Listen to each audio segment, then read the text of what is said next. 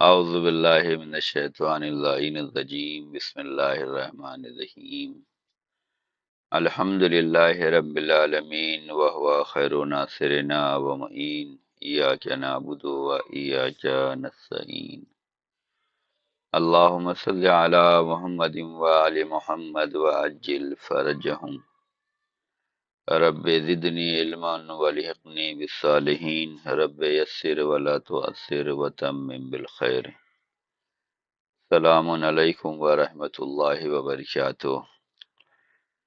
آج زہرا کلاسز سال اول والوں کے لیے درس قرآن کریم ہے، جو درس نمبر 12 ہے، جس میں ہم قرآن مجید کے سورہ مبارکہ کوثر کے بارے میں پڑھیں گے۔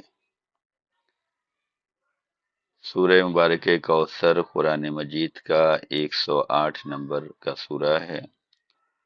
یہ سورہ مکی سورہ ہے، اس میں 3 آیتیں ہیں اور 30ویں پارے کا جز ہے۔ یہ سورہ قرآن کریم کا سب سے چھوٹا سورہ ہے۔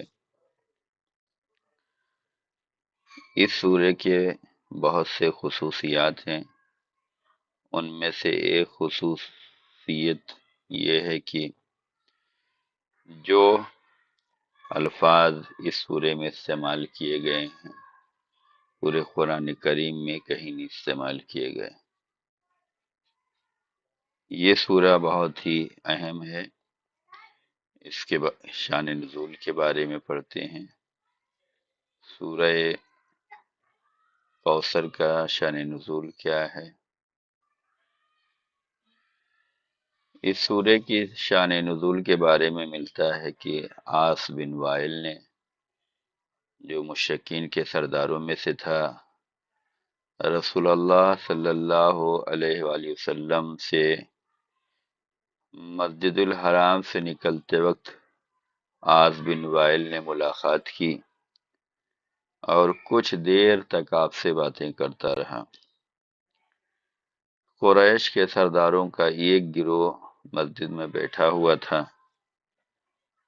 انہوں نے دور سے اس منظر کو دیکھا کہ جس وقت عاص بن وائل مسجد میں داخل ہوا تو انہوں نے اس سے کہا کہ تو کس سے باتیں کر رہا تھا؟ تو اس نے جواب دیا کہ اس ابتر شخص سے۔ اس نے اس تعبیر کا اس لیے انتخاب کیا تھا کہ رسول اللہ صلی اللہ علیہ وآلہ وسلم کے فرزند جناب عبداللہ دنیا سے رخصت ہو چکے تھے، اور عرب ایسے آدمی کو جس کے کوئی بیٹا نہ ہو اسے ابتر کہا کرتے تھے۔ تو عاص بن وائل نے جب لوگوں نے پوچھا تو کس سے کلام کر رہا تھا، کس سے باتیں کر رہا تھا، تو اس نے حضرت رسول خدا صلی اللہ علیہ وسلم کی طرف اشارہ کرتے ہوئے کہا کہ اس ابتر شخص سے باتیں کر رہا تھا، جس پر یہ سورہ نازل ہوئی اور رسول اللہ کو بہت سی نعمتوں اور کوثر کی بشارت دی گئی ہے، اور ان کے دشمنوں کو ابتر کہا گیا ہے۔ عاص بن وائل جو تھا وہ رسول اللہ کو ابتر کہہ رہا تھا، اور اللہ تعالیٰ نے سورہ نازل فرما کر قرآن کی زبان میں دشمن رسول کو ابتر کہا۔ ابتر کا مطلب ہوتا ہے دم بریدہ، جس کی نسل منقطع ہو جائے، جس کی نسل آباد نہ ہو پائے۔ اور کوثر کا مطلب ہوتا ہے خیر کثیر، نسل کثیر۔ تو رسول اللہ کو جو ہے اللہ تعالیٰ نے کہا کہ ہم آپ کو کوثر عطا کریں گے، اور آپ کے دشمن کو ہم ابتر بنا دیں گے۔ ہوگا کیا؟ ہوگا وہی جو اللہ تعالیٰ چاہے گا۔ اللہ تعالیٰ نے سورہ کوثر میں یہ فرما دیا ہے کہ ہم آپ کو کوثر عطا کریں گے، اور آپ کے دشمنوں کو ابتر کر دیں گے۔ آج دنیا میں جہاں جہاں سادات کرام آباد ہیں،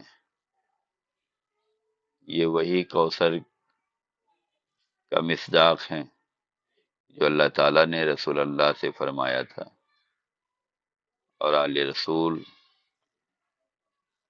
سادات کی شکل میں دنیا کے ہر گوشے میں پائے جاتے ہیں۔ اور جن لوگوں نے رسول اللہ کو ابتر کہا تھا، آج وہ ابتر ہو گئے، اور رسول کو اللہ تعالیٰ نے کوثر کا عطا فرمایا تھا، اس سے خیر کثیر تھا، اس لیے نسل کثیر تھی۔ چنانچہ اس سورے کا بہترین مصداق جو ہے وہ جناب فاطمہ زہرا سلام اللہ علیہا ہے، جو رسول اللہ کی ایک لوتی بیٹی تھی۔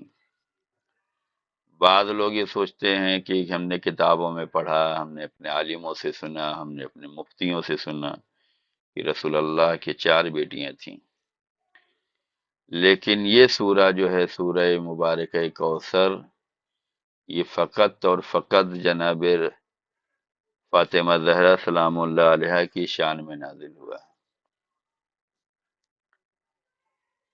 یعنی اگر مان بھی لیا جائے کہ 4 تھیں، تو ان چاروں میں جو سب سے زیادہ امتیاز، فضیلت، رتبہ، درجہ ہے وہ جناب زہرا سلام اللہ علیہا کو ہے۔ لیکن یہ حقیقت ہے کہ آپ ہی اکلوتی بیٹی تھیں۔ باقی جو بیٹیاں بیان کی گئی ہیں وہ جناب خدیجہ کی بہن کی بیٹیاں تھیں، جنہیں جناب خدیجہ نے پالا تھا۔ حقیقی بیٹی ایک تھی اور پالی ہوئی بیٹیاں بہت سی ہیں۔ تو یہ سورہ کوثر جو ہے شہزادی فاطمہ زہرا سلام اللہ علیہا کے بارے میں نازل ہوا ہے، اور اس کا شان نزول یہ ہے کہ جب رسول اللہ کی فرزند جناب عبداللہ، جن کا دوسرا نام جو ہے طاہر بیان کیا گیا ہے، جب ان کی وفات ہوئی تو دشمن یہ سمجھ رہے تھے کہ اب رسول اللہ کی نسل آگے بڑھنے والی نہیں ہے،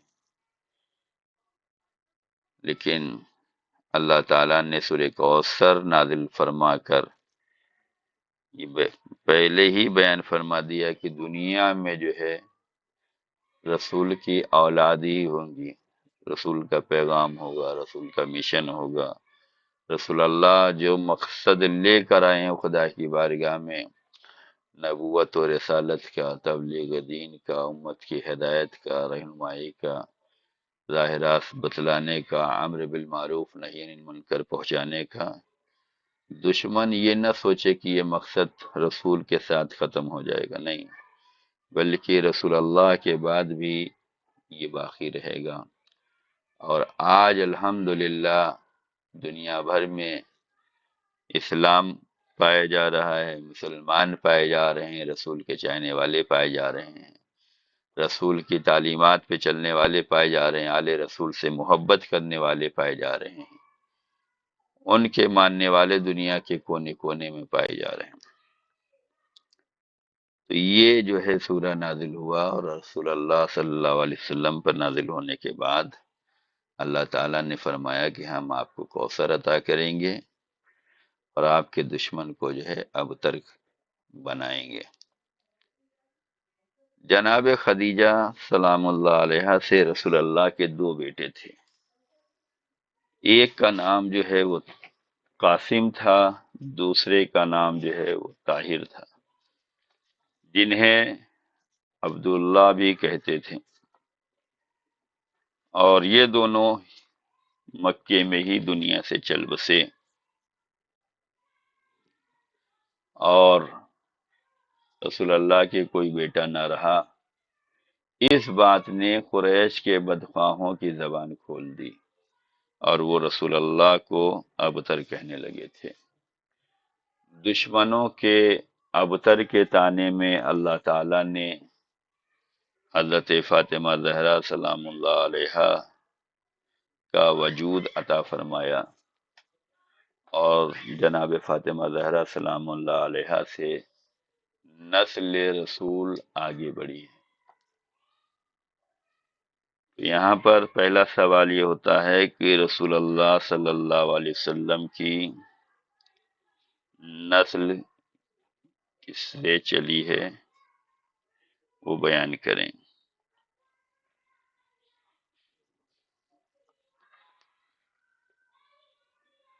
رسول اللہ صلی اللہ علیہ وسلم کی نسل جو ہے وہ ان کی بیٹی جناب فاطمہ زہرا سلام اللہ علیہا سے چلی ہے۔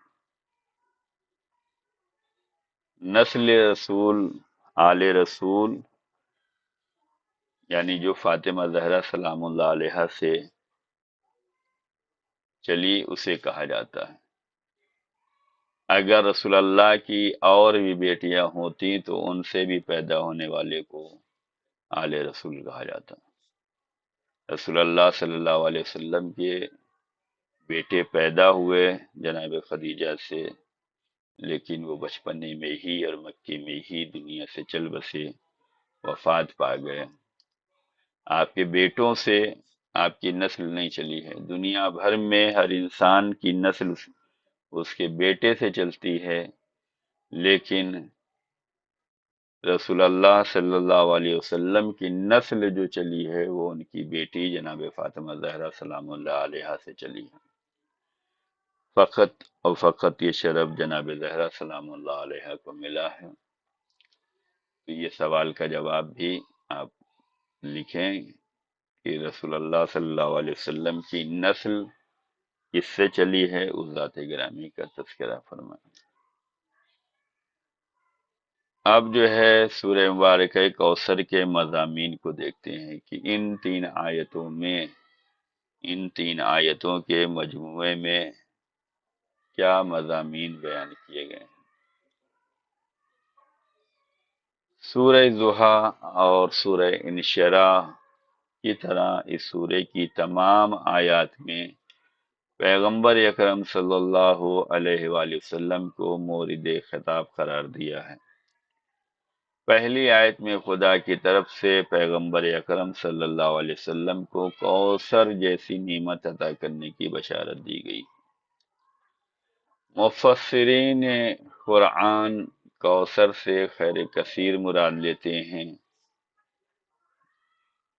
دوسری آیت میں اس عظیم نعمت کے شکرانے میں نماز ادا کرنے اور قربانی دینے کا حکم دیا گیا ہے۔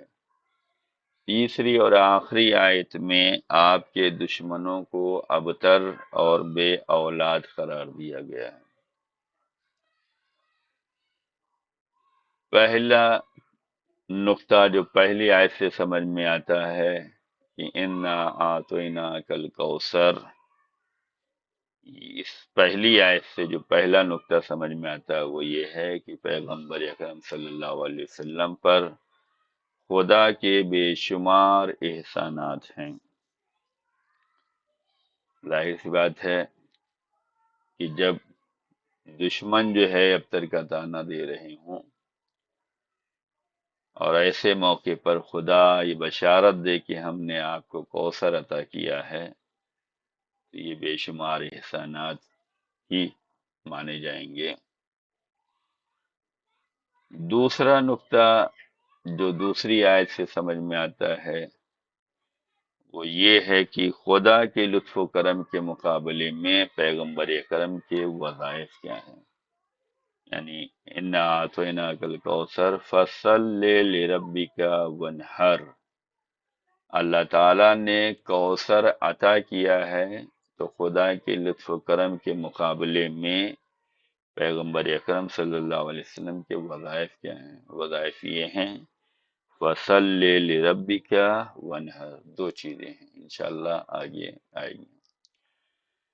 آیت نمبر 2 میں دو وظیفے بیان کیے گئے ہیں۔ خدا کے لطف و کرم کے مقابلے میں پیغمبر اکرم صلی اللہ علیہ وسلم کے دو وظیفے بیان کیے گئے ہیں۔ پہلا وظیفہ یہ ہے کہ عبادت اور خدا کی بندگی کرنا ہے۔ دوسرا وظیفہ یہ ہے کہ اپنے بہترین اموال میں سے قربانی دینا ہے اور انفاق کرنا ہے۔ انفاق کا مطلب یہ ہوتا ہے کہ راہ خدا میں خدا کے لیے کچھ خرچ کرنا۔ تیسرا نقطہ جو تیسری آیت سے سمجھ میں آتا ہے وہ یہ ہے، فَصَلِّ لِرَبِّكَ وَانْحَرْ إِنَّ شَانِئَكَ هُوَ الْأَبْتَرُ۔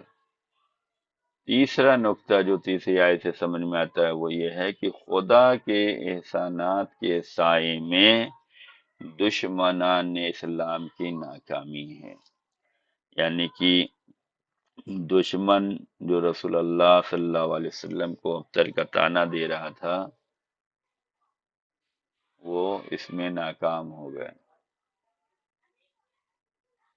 بلکہ کیا ہوا کہ خدا کا احسان اور لطف و کرم یہ ہوا، فرمایا کہ ہم نے آپ کو کوثر دیا۔ تو اللہ کے احسان کے سائے میں دشمنان اسلام کی ناکامی ہے۔ جس نے رسول اللہ کو ابتر کہا، اللہ نے اسے خود ابتر بنا دیا۔ تو یہاں ہم سب کو بھی یہ درس لینے کی ضرورت ہے کہ ہم خدا کے احسانات کو یاد کریں، اس کے لطف و کرم کو یاد کریں، اس کی بندگی کریں، اس کی عبادت کریں، اس کی راہ پہ چلیں، اس کے بتائے ہوئے طریقے پہ چلیں۔ خدا جو ہم سے چاہ رہا ہے وہ ہمیں کرنے کی ضرورت ہے، اور اس کے مقابل میں ہم خدا کی راہ پہ چلیں گے تو جتنے بھی دشمن ہیں وہ ناکام ہو جائیں گے۔ خدا کی ذات گرامی سب سے اعلیٰ اور عرفہ ہے، سب سے بڑی ہے، سب سے عظیم ہے، سب سے زیادہ پاورفل ہے۔ تو ہمیں خدا کے احسانات کے سائے میں اپنی زندگی گزارنی چاہیے۔ اس نے نماز، روزہ، حج، زکوٰۃ جو بھی ہم پر واجب کیا ہے اسے ہمیں بحسن خوبی خوشی خوشی رضائے الہی کے لیے، لطف الہی کے حصول کے لیے، شکرانے کے لیے، بندگی کے لیے بجا لاتے رہنا چاہیے، اور اس کے مقابل میں دشمنان اسلام جو ہے وہ ناکام ہوتے رہیں گے۔ دشمنان اسلام کی سازشیں ہمیشہ سے اسلام کے خلاف رہیں، مسلمانوں کے خلاف رہیں، اور آج بھی ہیں۔ ہمیں یہ چاہیے کہ ہم اللہ کی راہ پہ چلیں، اس کی واجبات کو دیکھیں، اس کے ارشادات کو دیکھیں، قرآن کے احکام کو دیکھیں، رسول کے فرمان کو دیکھیں، اور اسی پہ زندگی گزاریں۔ ہماری زندگی خوشحال زندگی ہوگی۔ جیسے رسول اللہ نے جو ہے دشمنوں کے طعنے کا کوئی اثر نہ لیا، بلکہ معاملہ خدا کے حوالے کیا، اور خدا نے ایسا بہترین فیصلہ کیا کہ جو ابتر کہنے والے تھے وہ ابتر ہو گئے، اور جنہیں ابتر کہا گیا تھا انہیں کوثر عطا کر دیا، اور دنیا کے کونے کونے میں آپ کی نسل ہے، آپ کے ماننے والے ہیں، آپ کے محبین ہیں۔ تو ہمیں خدا سے لو لگانی چاہیے۔ یہاں پر دوسرا سوال یہ ہے کہ سورہ کوثر کے مضامین میں سے دو مضامین تحریر کریں۔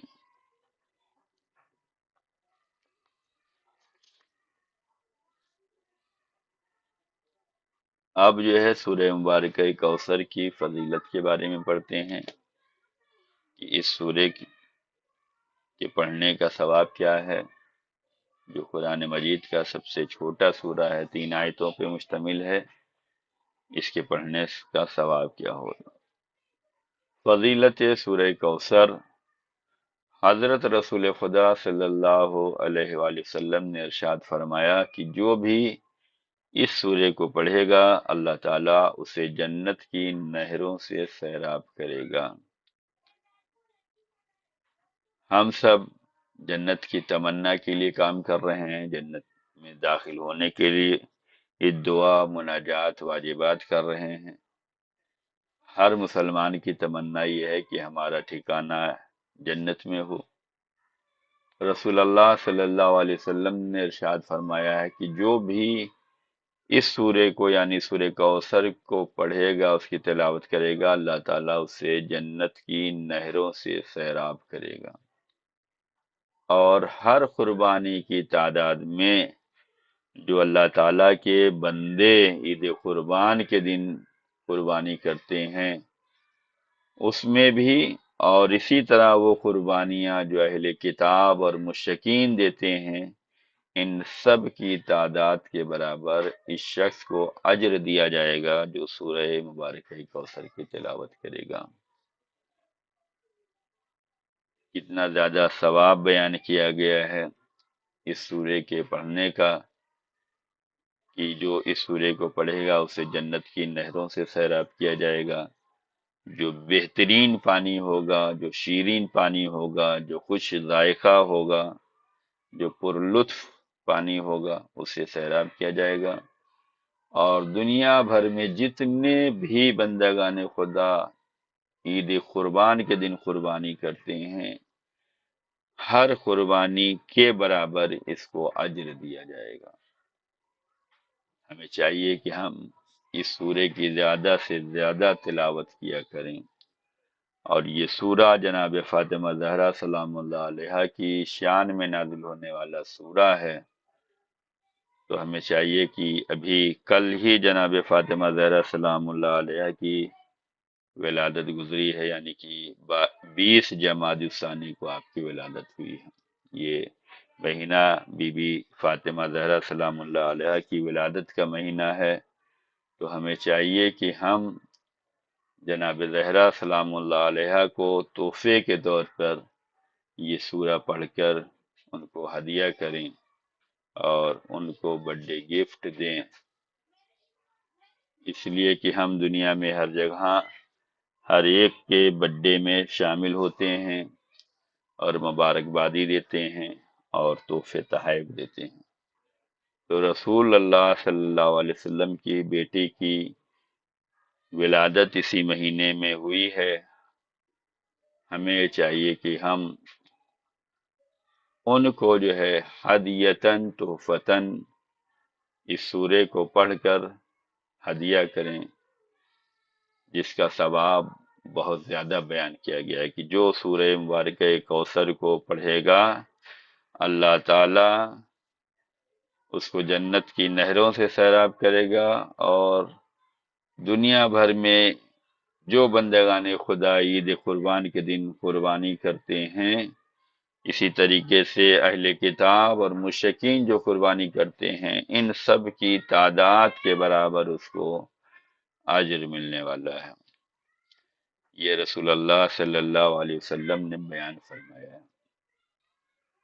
دوسری فضیلت حضرت امام جعفر صادق علیہ السلام نے بیان فرمائی ہے، آپ نے ارشاد فرمایا کہ جو شخص فرائض اور نوافل میں اس سورے کی تلاوت کرے گا اسے قیامت کے دن حوض کوثر نصیب ہوگا۔ حوض کوثر پہ جو ہے مولا علی علیہ السلام ہوں گے، جن کو ساقی کوثر کہا جاتا ہے، یعنی کوثر سے سیراب کرنے والے، پانی پلانے والے۔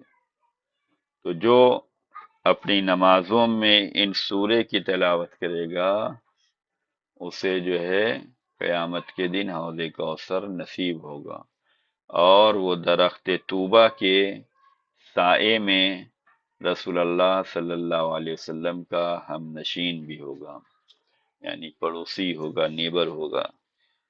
تو ہمیں چاہیے کہ ہم اس سورے کی زیادہ سے زیادہ تلاوت بھی کریں، اور ان سورے کو جو ہے اپنی نماز میں بھی شامل کریں۔ ہم جو بھی نماز پڑھ رہے ہیں، ظہر کی، عصر کی، مغرب کی، عشاء کی، فجر کی، ہر نماز میں الگ الگ سورہ پڑھیں تاکہ اس کے ثواب سے ہمیں فائدہ پہنچے اور اس کی جزا بھی ہمیں بہتر سے بہتر مل سکے۔ تو اپنی نمازوں میں سورہ کوثر کو بھی شامل کریں، اس لیے کہ سورہ کوثر اگر کوئی شخص نماز میں پڑھتا ہے تو اسے حوض کوثر پر سیراب کیا جائے گا، اور وہ درخت طوبہ کے نیچے رسول اللہ صلی اللہ علیہ وسلم کے ساتھ ہم نشین ہوگا۔ تو اس سے بڑی سعادت کیا ہو سکتی ہے کہ ہم رسول اللہ صلی اللہ علیہ وسلم کے ہم نشین ہوں۔ تو یہاں پر تیسرا سوال یہ ہے کہ سورہ کوثر کی فضیلت کو بیان کریں۔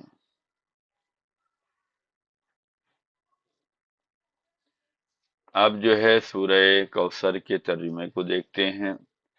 ترجمہ سورہ کوثر۔ بسم اللہ الرحمن الرحیم۔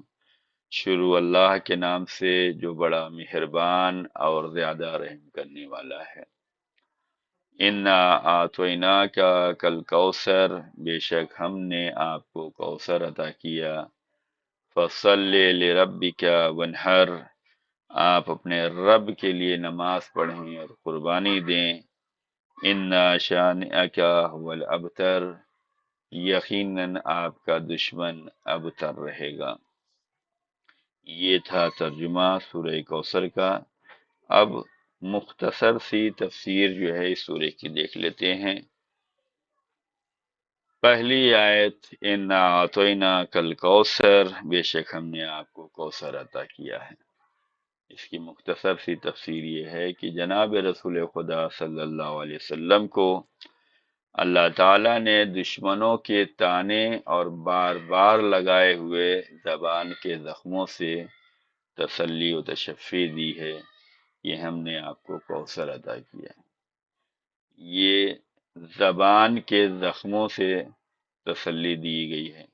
دشمن بار بار جو ہے زبان کے سے رسول اللہ کو زخمی کرتے تھے۔ کہا جاتا ہے کہ ہر زخم جو ہے پر ہو جاتا ہے، ہر زخم بھر جاتا ہے، لیکن وہ زخم جو زبان کے ذریعے سے دیا جاتا ہے وہ کبھی پر نہیں ہوتا۔ زبان کے ذریعے سے جو زخم لگتے ہیں وہ انسان کے دل پہ لگتے ہیں۔ اسی لیے کہا گیا ہے کہ انسان کو اپنی زبان پر کنٹرول رکھنا چاہیے۔ جناب لقمان سے شاید پوچھا گیا کہ سب سے اچھی چیز کیا ہے؟ کہا زبان ہے۔ کہا سب سے بری چیز کیا ہے؟ کہا زبان ہے۔ کہا ایسا کیوں؟ اچھی بھی یہی ہے اور بری بھی یہی ہے؟ تو کہا اسی زبان کی وجہ سے انسان اچھا بھی بنتا ہے اور اسی زبان کی وجہ سے انسان برا بھی بنتا ہے۔ تو انسان کو اپنی زبان پر اختیار رکھنا چاہیے، کنٹرول رکھنا چاہیے۔ اللہ تعالیٰ نے ہمیں زبان عطا کی ہے تو یہ زبان ذکر الہی میں چلنا چاہیے، تسبیح الہی میں چلنا چاہیے، حمد باری تعالیٰ میں چلنا چاہیے، اچھائیوں میں چلنا چاہیے، وعظ و نصیحت میں چلنا چاہیے، مدح میں چلنا چاہیے، مومنین کی تعریف میں چلنا چاہیے، نیکیوں کے پھیلانے میں چلنا چاہیے۔ اس زبان سے وہ کام لیا جائے جو بندگان خدا کے درمیان جوڑنے کا کام کرتے ہوں، جو ایک دوسرے سے قریب کرنے کا کام کرتے ہوں۔ ایسا نہ ہو کہ اس زبان سے ہم جو ہے لوگوں کے درمیان لڑائی جھگڑا کراتے پھریں، لوگوں کو طعنے دینا شروع کر دیں، لوگوں کی غیبتیں کرنے لگیں اور لوگوں کی صفوں میں انتشار پیدا کر دیں۔ نہیں، یہ زبان کے زخم جو ہے بہت مشکل سے بھرتے ہیں۔ رسول اللہ صلی اللہ علیہ وسلم کو دشمنوں کے طعنے اور بار بار لگائے ہوئے زبان کے زخموں سے اللہ تعالیٰ نے تسلی و تشفی دی ہے کہ ہم نے آپ کو کوثر عطا کیا ہے۔ انا اعطیناک الکوثر۔ کوثر جو ہے وصف ہے جو کثرت سے لیا گیا ہے، خیر و برکت کے معنی میں ہے، اور سخی افراد کو بھی کوثر کہا جاتا ہے۔ کوثر جنت کی نہر کا بھی نام ہے جس کا پانی دودھ سے زیادہ سفید ہے اور اس کے کناروں پر یاقوت کے موتیوں کے کمرے ہیں۔ تفسیر برہان میں ہے کہ حضرت امیر المومنین علی ابن ابی طالب علیہ السلام نے جناب رسول خدا سے کوثر کا مطلب دریافت کیا تو آپ نے فرمایا کہ کوثر جنت کی ایک نہر ہے جو اللہ تعالیٰ نے مجھے عطا فرمائی ہے۔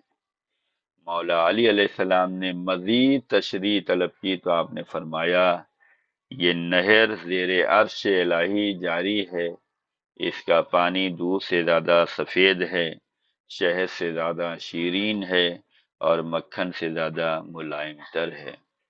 اس میں زبردست یاقوت اور زبرجد اور یاقوت اور مرجان کے کمرے ہوں گے۔ اس کے کناروں کی گھاس زعفران کی ہوگی اور اس کی مٹی کستوری کی ہوگی۔ اس کے بعد آپ نے مولا علی علیہ السلام کے کاندھوں پر اپنا ہاتھ رکھ کر فرمایا، یہ نہر میرے اور آپ کے دوستوں کے لیے ہوگی۔ تو رسول اللہ صلی اللہ علیہ وسلم نے کوثر کا مطلب بتلایا ہے، کوثر سے مراد کیا ہے، کوثر کا معنی کیا ہے اور کوثر سے مراد کیا ہے۔ یہاں پر چوتھا سوال یہ ہے کہ کوثر کا معنی کیا ہے اور رسول اللہ صلی اللہ علیہ وسلم نے کوثر کی تشریح کیا کی ہے وہ بیان کریں، کیا کی ہے وہ بیان کریں۔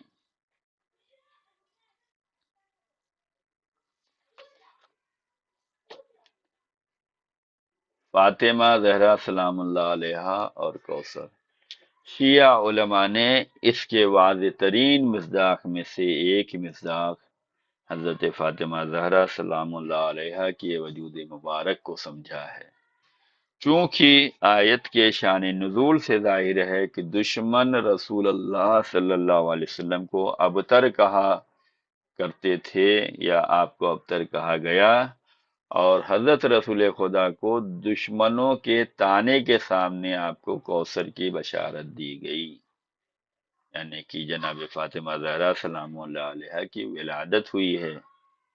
اس کا بہترین مصداق اور واضح ترین مصداق جو ہے جناب فاطمہ زہرا سلام اللہ علیہ، کہ جب جناب عبداللہ کی جو ہے وفات ہو گئی بچپنے میں، تو عاص بن وائل اور دشمنان اسلام نے رسول اللہ کو ابتر کہنا شروع کر دیا کہ اب آپ کی کوئی اولاد ہی نہیں ہے۔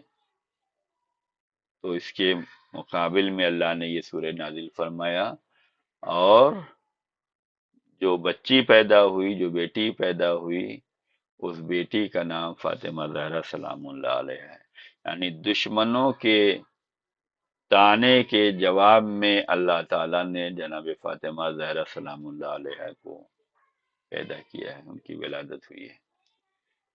دشمنوں کے طانے کا بہترین جواب جو ہے شہزادی فاطمہ زہرا ہے، اور انہی سے آپ کی نسل چلی ہے، نسل رسول جناب فاطمہ زہرا سلام اللہ علیہ سے چلی ہے۔ تو یہاں پانچواں سوال یہ ہے کہ شیعہ علماء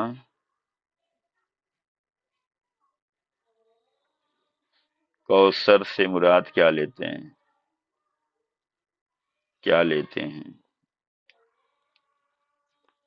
مختصر تفسیر، فصل لربک وانحر، آپ اپنے رب کے لیے نماز پڑھیں اور قربانی دیں۔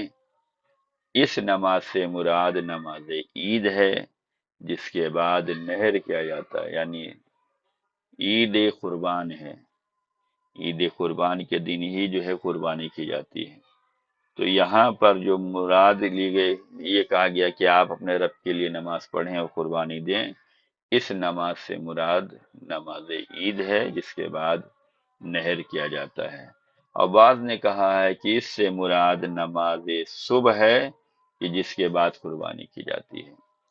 اور روایات اہل بیت علیہ السلام میں ہے کہ نحر سے مراد نماز کے وقت تکبیر کے لیے سینے تک اپنے ہاتھوں کو اٹھانا، یعنی رفع یدین کا حکم دیا گیا ہے۔ جب ہم نماز کے لیے نیت کرتے ہیں تو ہاتھوں کو بلند کیا جاتا ہے، جسے تکبیرۃ الاحرام کہتے ہیں۔ تو یہاں پر اہل بیت علیہ السلام کی روایت میں یہ ہے کہ یہاں نحر سے مراد یہ ہے کہ نماز کے وقت تکبیر کے لیے سینے تک ہاتھ اٹھانا، اسے رفع یدین کا حکم اس میں دیا گیا۔ مختصر تفسیر ان شانئک هو الابتر، یعنی آپ کا دشمن ابتر رہے گا، یعنی آپ کا دشمن ابتر ہوگا، یعنی خیر سے محروم ہوگا، دم بریدہ ہوگا، منقطع النسل ہوگا۔ اس سے مراد عاص بن وائل ہیں، جو رسول اللہ صلی اللہ علیہ وسلم کو ابتر کہا کرتا تھا کہ یہ اکیلا ہے، جب یہ مر جائے گا تو بعد میں اس کے دین کو چلانے والا کوئی نہیں رہے گا، بس اس کے دین کا ختم ہونے والا ہے۔ اللہ تعالیٰ نے اس کے جملے کی تردید فرمائی اور جناب رسول خدا کو اولاد کثیر اور امت کثیر کی بشارت دی کہ آپ کا دین، آپ کی نسل قیامت تک باقی رہے گی اور آپ کا دشمن ابتر رہے گا۔ تو یہ آج کا مختصر صدر تھا سورہ مبارکہ کوثر کے بارے میں، جس کے پڑھنے کا بہت زیادہ ثواب بیان کیا گیا ہے، جو انسان کو حوصلہ دیتا ہے کہ دشمن کے مقابل میں ثابت قدم رہیں، اللہ تعالیٰ مددگار ہوگا، خدا رسول کے راستے پہ چلیں، اللہ آپ کے دشمنوں کو ابتر کرے گا۔ تو ہمیں چاہیے کہ ہم قرآن اور اہل بیت، اللہ رسول کے احکام پر عمل کرتے رہیں، ہماری تمام مشکلات آسان ہوگی، ہمارے تمام تکالیف دور ہوں گی، ہم سے جو بھی جس طریقے کی دشمنی رکھتا ہے، یہ دشمنی چاہے نسلی ہو، چاہے ہماری عزت کے لیے ہو، ہمارے وقار کے لیے ہو، یا ہمارے روزی روزگار کے لیے ہو، انشاءاللہ ہم خدا رسول کی راہ پہ چلتے رہیں گے تو ہمیں جو ہے اللہ تعالیٰ کی طرف سے مدد بھی ملتی رہے گی، اور جس کا ناصر و مددگار اللہ کی ذات ہو اسے کوئی پریشان نہیں کر سکتا۔ ہمیں اس سورے کے تمام نکات پر عمل کرنے کی ضرورت ہے اور ہمیں ثابت قدم رہنے کی ضرورت ہے، دینداری کا جذبہ دکھائیں، خود بھی دیندار رہیں اور اپنے خاندان میں بھی دین کی تبلیغ کرتے رہیں۔ خدا ہم سب کی خدمتوں کو قبول فرمائے اور اس کا بہترین سے بہترین اجر میسر فرمائے۔ انشاءاللہ امید کرتا ہوں کہ یہ درس آپ تمام قارئین کی سمجھ میں آیا ہوگا۔ اس درس میں جو سوال کیے گئے ہیں اس کے جواب کو تلاش کریں اور لکھیں اور ہمارے ٹیلی گرام نمبر پر بھیجیں، اور اس درس کو جو ہے لوگوں تک فارورڈ کریں تاکہ آپ بھی جو ہے اس ثواب جاریہ میں شامل ہو سکیں، اور آپ کے ذریعے سے جو بھی دیندار ہوگا، دین کی تعلیم حاصل کرے گا، اس پر عمل کرے گا، اس کا ثواب یقیناً آپ کو بھی ملے گا اور ہمیں بھی ملے گا۔ خدا ہم سب کو دین کی خدمت کرنے کی توفیق عنایت فرمائے۔ فقط والسلام علیکم ورحمۃ اللہ وبرکاتہ۔